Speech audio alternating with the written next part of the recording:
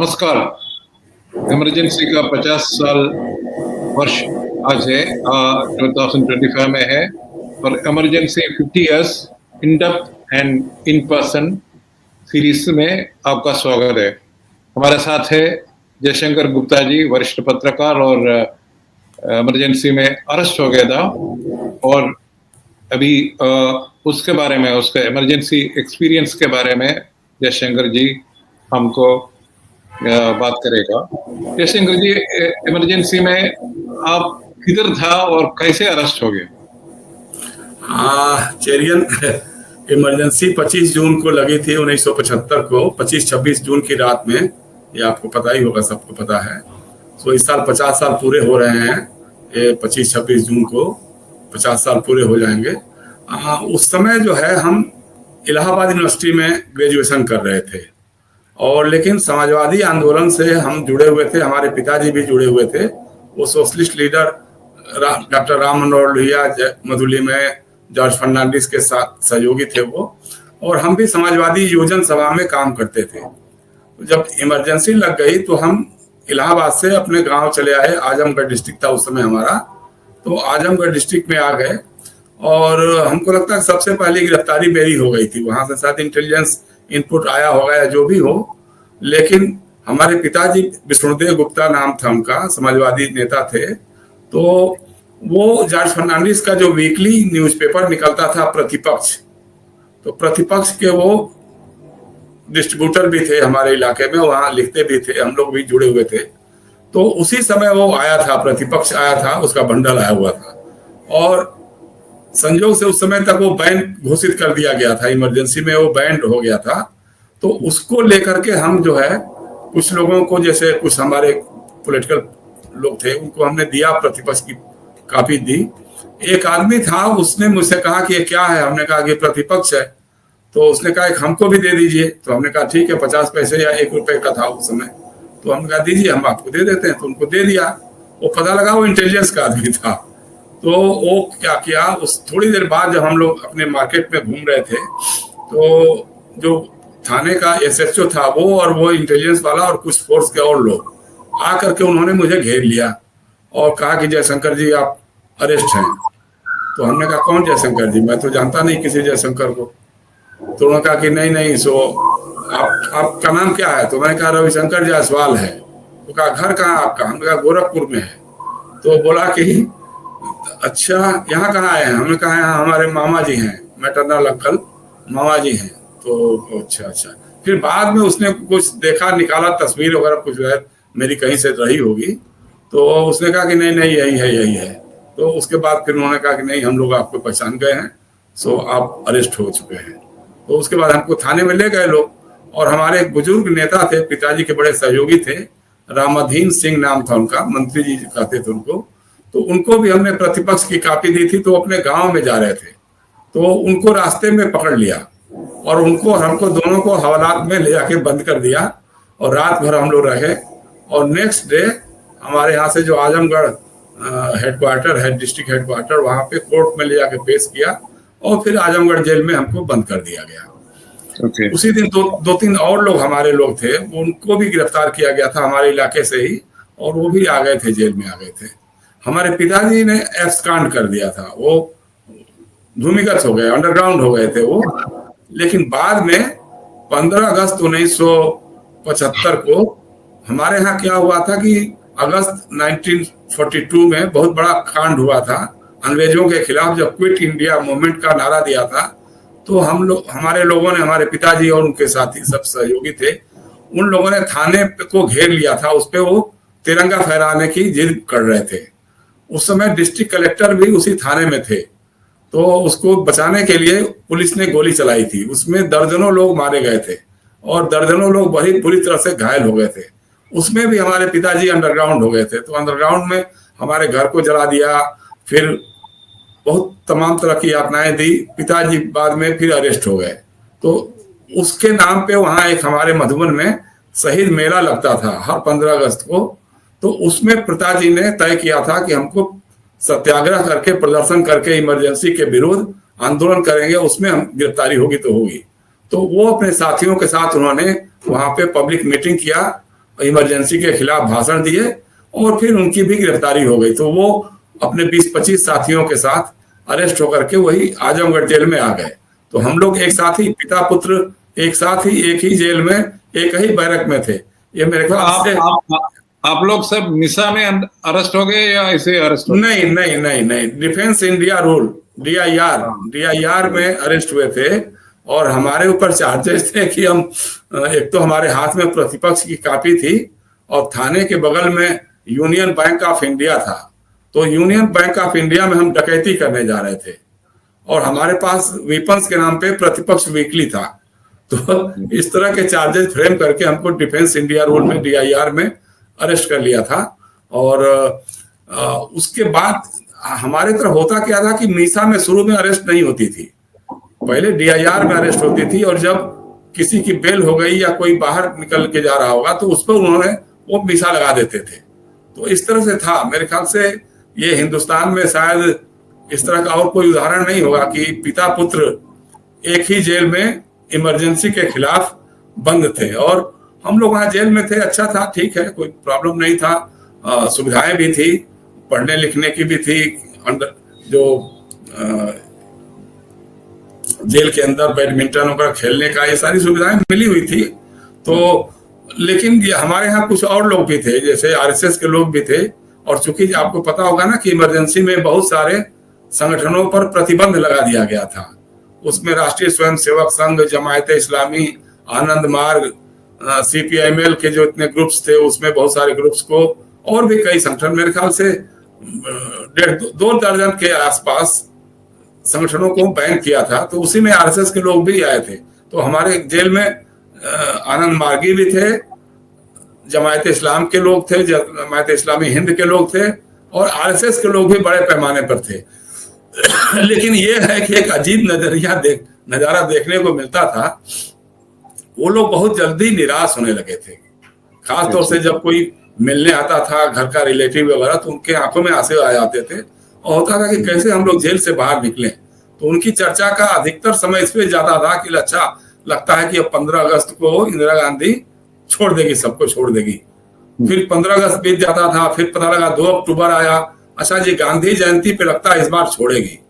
गांधी जयंती भी बीत गया, फिर 14 नवंबर आया, नेहरू जी का जन्मदिन आया, तो शायद अपने पिताजी के जन्मदिन पर छोड़ेगी।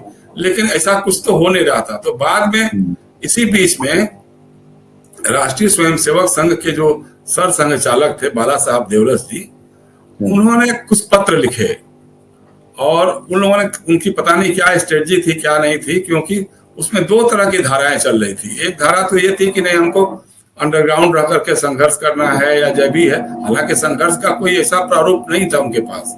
लेकिन दूसरा यह था कि नहीं, जेल से हमको किसी तरह से बाहर निकलना है, क्योंकि उनके यहाँ जो RSS का काडर था उसमें बिजनेसमैन या टीचर्स या इस तरह के जो सर्विसमैन थे वो लोग ज्यादा थे। तो उनके दिमाग में था कि जल्दी से जल्दी अगर हम बाहर आ जाएं तो ज्यादा अच्छा होगा। तो देवरस जी ने इसके लिए 3 चिट्ठियां लिखी। 3 किसको लिखा था ये चिट्ठी सब? श्रीमती गांधी को, श्रीमती इंदिरा गांधी जी को उन्होंने चिट्ठी लिखा और बहुत प्रेज किया उनको। और एक बार भी इमरजेंसी के खिलाफ कुछ भी नहीं लिखा या उसके खिलाफ जो संघर्ष चल रहा था उसके बारे में भी नहीं लिखा। देखिए आज तो RSS के लोग बहुत क्लेम करते हैं कि हम तो JP मूवमेंट में बहुत एक्टिव थे, बिहार आंदोलन में बहुत एक्टिव थे। लेकिन एक लेटर में देवरस जी ने लिखा श्रीमती इंदिरा गांधी को, प्रधानमंत्री उस समय की, कि हमारा JP आंदोलन से और बिहार आंदोलन से कोई लेना देना नहीं था। ये बकायदे ऑन रिकॉर्ड, मतलब चिट्ठी में लिखा उन्होंने कि हमारा उस आंदोलन से कोई भी लेना देना नहीं था। तो इस तरह की बात, जब अच्छा दिक्कत प्रॉब्लम क्या हुई कि इंदिरा गांधी की तरफ से कुछ भी ग्रीन सिग्नल नहीं आया। ये मिलना भी चाह रहे थे लोग, लेकिन वो मिलने को तैयार भी नहीं हुई थी वो। तो इन्होंने एक काम किया कि चिट्ठी लिखा, एक तो विनोबा भावे को, सर्वोदय लीडर जो भूदान आंदोलन से काफी मशहूर हुए थे, आचार्य विनोबा भावे वर्धाश्रम में रहते थे। तो उन्होंने इमरजेंसी का एक तरह से सपोर्ट किया था। ये पीस पर्व है, मतलब शांति पर्व है, ये अनुशासन पर्व है। तो उनको इन्होंने चिट्ठी लिखा, उनको भी एक चिट्ठी लिखा कि साहब हमारे बारे में जो RSS के बारे में गलत धारणाएं पहुंचा दी है, प्रधानमंत्री के पास, इन्होंने हमारे ऊपर बैन लगा दिया है, तो आप तो जानते हैं, तो आप हमारे बारे में उनको कन्विंस कीजिए, समझाइए कि हमारे ऊपर से बैन हट जाए और हमारे लोग जेल से बाहर निकले। लेकिन विनोबा भावे ने भी कोई रिस्पांस नहीं दिया, उनकी तरफ से भी कोई रिस्पांस नहीं मिला। फिर बाद में एक और चिट्ठी उन्होंने लिखा विनोबा भावे को, उसमें भी उन्होंने लिखा कि साहब आपके यहाँ जो आ रहे हैं लोग, संत लोग और सारे लोग आएंगे और उसमें इस तरह की चर्चा होगी, इसमें तो राजनीतिक चर्चाएं भी होंगी, तो उसमें हम चाहते हैं कि आप इस तरह की बात करें और मिसेज गांधी तक हमारी दरखास्त पहुंचा दें कि हम लोग रचनात्मक कार्य करना चाहते हैं। हम लोग 20 सूत्री कार्यक्रम, जो इंदिरा गांधी के जो 20 सूत्री कार्यक्रम है, उसका सपोर्ट करना चाहते हैं, उसका सपोर्ट करना चाहते हैं हमारा जो संगठन है उसके हिसाब से। हालांकि बाद के दिनों में चेरियन, आपको पता होगा, जब इमरजेंसी के बाद जब हट गई, ये सब कुछ हो गया, तो आरएसएस के लोग अभी भी लगातार लिखते हैं, लेख लिखते हैं, साहब इंदिरा गांधी चाहती थी, वो सरकार के लोग चाहते थे कि हमारे साथ कोई एक तरह का ट्रूस हो जाए, समझौता हो जाए, और उन्होंने फिलप्स भिजवाए थे, लेकिन हम लोगों ने मना कर दिया। एकदम झूठ है, एकदम बकवास है। और सच यही है कि ये 3 चिट्ठियां उन्होंने इंदिरा गांधी को लिखी और 2 चिट्ठियां विनोबा भावे को लिखी, और इसके पहले महाराष्ट्र के मुख्यमंत्री थे उस समय के, शंकरराव चौहान, उनको भी चिट्ठियां लिखी, उनको भी इसी तरह की चिट्ठियां लिखी। बाद में जैसा कि हमको जो जानकारी मिली थी कि तय ये हुआ था कि भाई आम रूप से माफी नहीं मिलेगी, लेकिन अगर एक माफीनामा भर करके इंडिविजुअल कोई उस तरह का देगा तो उसको जेल से बाहर हो सकता है, उसके इंडिविजुअल केस के हिसाब से। फिर तो जेलों में आपको बताऊं मैं कि एकदम लाइन लग गई, कतार लग गई कि जल्दी से जल्दी उसको भरा जाए, प्रोफार्मा को भरा जाए। कई जगहों तो जैसे कि जी मैंने सुना है कि वो चिट्ठी जो प्राइम मिनिस्टर को लिखा और 20 पॉइंट प्रोग्राम को सपोर्ट करके जो देवरस जी ने लिखा था, वो आरएसएस वाला उसका कॉपी बेल एप्लीकेशन में डाल के देता था। ये क्या सच है क्या? नहीं, पता नहीं उसको डाल के देते थे कि नहीं देते थे, लेकिन वो एक प्रोफार्मा था। उस प्रोफार्मा को बकायदे भर के, बल्कि अपने तरफ से भी बना लेते थे, हम माफी मांगते हैं, हमारा कि इस तरह की किसी गतिविधियों में कुछ भी नहीं रहेगा, हम अनुशासित ढंग से रचनात्मक कार्य, सरकार के रचनात्मक कार्यक्रमों का समर्थन करेंगे। इस तरह का 4-5 पॉइंट्स थे। बल्कि उसके बाद भी इनके यहाँ जो पत्राचार हुआ, मुख्यमंत्री शंकरराव चौहान जी के, उस समय के मुख्यमंत्री शंकरराव चौहान जी के साथ इनके पास एक आरएसएस के बड़े नेता थे भिड़े जी, उनकी चिट्ठियां भी गई। उन्होंने कहा कि भाई जो आपसे बात हुई थी और जिस तरह की उसके हिसाब से तो सब लोग भर के दे रहे हैं, लेकिन बहुत लोग नहीं छूटे हैं। अच्छा, इस पर पुणे के जेल में जैसे समाजवादी लोग भी बंद थे, वहां पे बाबा अढ़ाव थे, बहुत बड़े समाजवादी और सामाजिक कार्यकर्ता हैं तो वो अपने संस्मरणों में उन्होंने भी लिखा कि भाई हम लोग बहुत आश्चर्यचकित थे कि क्यों ये लोग बार बार जेल भर करके माफीनामा भर के बाहर जा रहे हैं। तो बल्कि उन्होंने पूछा किसी नेता से, उनके बीजेपी के, तो उन लोगों ने कहा कि नहीं, ये ऊपर से तय हुआ है, ये ऊपर से तय हुआ है। और इसके बारे में सुब्रमण्यम स्वामी ने भी काफी कुछ लिखा, उन्होंने भी बताया था। स्वामी ने कहा यह था कि साहब आरएसएस में 2 तरह की धाराएं हो गई थी, माधवराव मुड़े वगैरह जो थे वो अलग धारा के थे और देवरस की धारा अलग थी। तो इस तरह की बातें चल रही थी। और देखिए, ये चिट्ठियां जो हैं देवरस जी की, वो महाराष्ट्र विधान परिषद की डॉक्यूमेंट हैं, वहां पेश किया गया था। उस पे बाकायदे इन चिट्ठियों को वहां पे रखा गया, उसको पेश किया गया। अभी भी मेरे ख्याल से उनके संग्रहालय में वो चिट्ठियां सुरक्षित है, मेरे पास भी उसकी प्रतियां हैं। तो ऐसा नहीं है। लेकिन अब बाद में चूंकि 77 में जब जनता पार्टी की सरकार बन गई, तो आडवाणी जी सूचना प्रसारण मंत्री बन गए। फिर वो मीडिया पे जो अंकुश मतलब नियंत्रण कहें या प्रभाव कहें या जो भी कहिए, तो मीडिया को उन्होंने अपने में कर लिया था। तो मीडिया के जरिए इस तरह से प्रचार किया गया कि साहब आरएसएस जो है और जनसंघ के लोग यही सबसे अधिक लड़ाई लड़े इमरजेंसी के खिलाफ, अकेले थे जो लड़े, इतने लाख लोग गिरफ्तार हुए और ये हुआ, सारा बातें, मतलब जैसे लगता था कि और किसी ने किया नहीं। जबकि सच यह है कि आरएसएस के लोग जेल ज्यादा गए थे, ये बात भी सही है, इसमें कहीं दो राय नहीं है। लेकिन आरएसएस चूंकि एक बैंड ऑर्गेनाइजेशन था, तो बैंड ऑर्गेनाइजेशन के लोगों को गिरफ्तार किया गया। कोई जिन्होंने संघर्ष किया, इस तरह का कुछ बड़ा उदाहरण नहीं मिलता है। हालांकि जब जॉर्ज फर्नांडिस, इसका मतलब जो अंडरग्राउंड एक्टिविटी हो गया था, उसका कोई आरएसएस का कोई योगदान नहीं था। नहीं, बड़े लेवल पे तो नहीं था।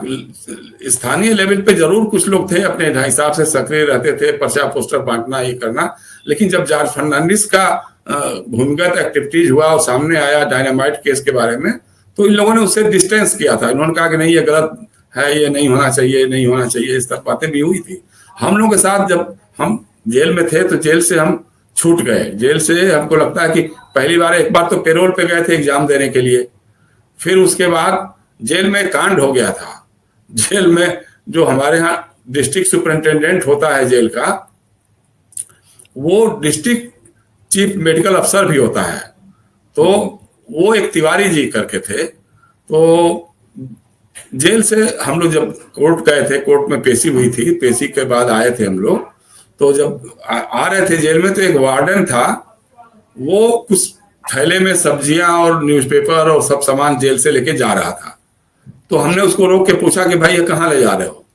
तो उसने कहा कि ये तो तिवारी जी के यहाँ जा रहे हैं। हम, कौन तिवारी जी? तो बोला सुपरिटेंडेंट साहब। तो हमने कहा उनके घर कैसे जाता? कहा तो रोज जाता है। हम कहा अच्छा रुको रुको। उसका नाम था रामफेर। हमने उसको रुकवा लिया, और हमारे और जो दोस्त थे 2-3, उनका इसको जा पकड़ के रखो, हम आते हैं जेल से। तो अंदर गए हम, तो एक मजिस्ट्रेट थे अंसारी, वो शिनाख्त कार्रवाई कर रहे थे। जो चोर डकैतों की जो परेड होती है ना, उसमें पहचान करना होता है कि कौन है कौन नहीं है। तो वो शिनाख्त कार्रवाई हो रही थी। तो उसमें हम अंसारी के पास गए। हमने कहा अंसारी जी, क्या छोटे छोटे चोरों को पकड़ रहे हो आप? एक बड़े चोर को देखिए, आइए चलिए बताता हूं मैं। तो उनको ले गया मैं। हमने कहा देखिए, ये आदमी लेकर के जा रहा है सब्जी और ये सारा जेल का सामान, और ये सुपरिटेंडेंट के घर जा रहा है। तो उसका बयान लिया, तो बयान में हो गया। फिर सुपरिटेंडेंट को बुलाया गया। उन्होंने मान लिया कि साहब वो हमारे घर जाता है ये। लेकिन जेल में एक सिस्टम है, डॉली सिस्टम, कि जो जेल का प्रोड्यूस है वो हम ले जा सकते हैं। तो हमने कहा कि आप जेल का प्रोड्यूस ले जा सकते हैं, लेकिन आलू तो अभी पैदा भी नहीं हुआ है, आलू तो बाजार से आया हुआ है। तो खैर, अब उसमें स्टेटमेंट वगैरह हो गया, और शाम को खबर आ गई कि डिस्ट्रिक्ट सुपरिटेंडेंट सस्पेंड कर दिए गए। वो चूंकि इमरजेंसी का शुरुआती फेज था, तो जब भी इस तरह के कुछ करप्शन वगैरह के मामले होते थे तो बहुत क्विक एक्शन होता था। तो उनका सस्पेंशन हो गया। अब सस्पेंशन हो गया तो हमारे खिलाफ पूरी जेल लॉबी लामबंद हो गई। पूरा का पूरा जेल का एडमिनिस्ट्रेशन था। हमारे पिताजी ने कहा कि तुम बहुत गलत काम कर रहे हो, इसी जेल में अंग्रेजों ने हमसे चक्की चलाई है, पिसवाई है। और जेल में तो जैसे जल में, पानी में मगरमच्छ क्रोकोडाइल से आप युद्ध नहीं कर सकते हो नदी में, उसी तरह से जेल में सुपरिटेंडेंट और जेलर से नहीं लड़ सकते हो। तो हमने कहा ठीक है, जो होगा देखा जाएगा, उसमें क्या करेंगे। हमारा बी क्लास छीनने की बात हो गई, हमको ट्रांसफर कर रहे थे, फिर क्रिमिनल से मरवाने की कोशिश की गई। इस तरह की बहुत सारी बातें हो रही थी वहां पे। तो उसी समय हमारी जब पेशी हुई कोर्ट में, तो हमने मजिस्ट्रेट से कहा, हमने कहा कि सर, जो विटनेस होता है उसको आप क्या करते हैं? तो कहा कि उसको हम ऑनर करते हैं। तो हमने कहा मैं भी छोटा विटनेस हूं, और हमने एक आदमी को पकड़ा, वो बड़े आदमी हैं। तो उसमें हमारा तो बी क्लास छीन लिया गया, हमको ट्रांसफर कर रहे हैं जेल से, और हमारा खिलाफ पनिशमेंट और हमको मरवाने की कोशिश की जा रही है। तो उन्होंने कहा अच्छा आप जयशंकर गुप्ता हो? हम बोला हाँ। अच्छा तिवारी जी? हमने कहा जी। तो बोला बोलो। तो जो सरकारी वकील थे उनको सुना के बोला, क्या वकील साहब, क्या आपका डेमोक्रेसी है? इस लड़के ने इतना बढ़िया काम किया, जेल में रहते हुए किया, और इसको आप लोग पनिश कर रहे हैं। उसी के बाद पता नहीं क्या जज के दिमाग में आया, उन्होंने कहा कि यू वांट बेल? हमने कहा सर, हम तो पढ़ने लिखने वाले आदमी हैं, इलाहाबाद यूनिवर्सिटी में हम पढ़ रहे हैं, सो हमको तो हमारा एग्जाम भी होगा, तो बेल मिल जाए तो अच्छी बात क्या होगी। कहा ग्रांटेड, वेल ग्रांटेड। तो who will take your bail? तो हमने कहा नहीं, यहाँ जितने वकील लोग हैं जो काले कोट पहने हैं, जिनके डेमोक्रेसी में बिलीव है, वो लोग हमारा बेल ले सकते हैं। तो हमारे एक वकील साहब थे पुराने, उन्होंने कहा कि हम इनका बेल लेते हैं। तो हमको बेल मिल गई। अब बेल मिल गई तो अब उसमें होता क्या था कि जेल से एक नियम था कि अगर सनसेट से पहले वो बेल का ऑर्डर आ जाता था जेल में, तो उसी समय रिहाई हो जाती थी, रिलीज हो जाता था। और अगर नहीं आता था तो फिर नेक्स्ट डे मॉर्निंग में होता था। तो वो लोग जानबूझ करके सनसेट के बाद भिजवाते थे बेल ऑर्डर, ताकि रात में रुकेगा और उस पर मीसा लग जाएगा। समझ गए? हमारे यहाँ जेलर थे मिश्रा जी, उनका नाम मीसा बाबू बन गया था कि रात में वो लालटेन लेकर के आते थे। तो पता लगा कि जरूर किसी के ऊपर मीसा लग रहा होगा, तो वो आते थे, उनका नाम ही मीसा बाबू हो गया। अच्छा। तो अब हमारे साथ संजोग अच्छा था हमारे लिए, कुछ दिन डिस्ट्रिक्ट मजिस्ट्रेट बाहर गए हुए थे और मीसा ऑर्डर पे डिस्ट्रिक्ट मजिस्ट्रेट का ही सिग्नेचर होता था, तो मीसा तो नहीं लग पाया। फिर हम एक जेलर थे वहां पे, उनको थोड़ा सा हम लोगों ने पटाया उठाया था, तो वो थोड़ा हमारे लाइक माइंडेड भी थे, यादव जी करके डिप्टी जेलर। तो उन्होंने कहा कि भाई सुबह, रात की गारंटी नहीं लेंगे, सुबह होगा तो हम तुमको रिहा कर देंगे। हम बोला ठीक। तो सुबह होते ही हम लोगों ने हल्ला किया, तो कहा कि ठीक है, हम तो भाई हमारे पास तो ऑर्डर है, जाओ। तो रिहा कर दिया, हम बाहर निकल के आ गए। फिर उसके बाद हम अंडरग्राउंड हो गए।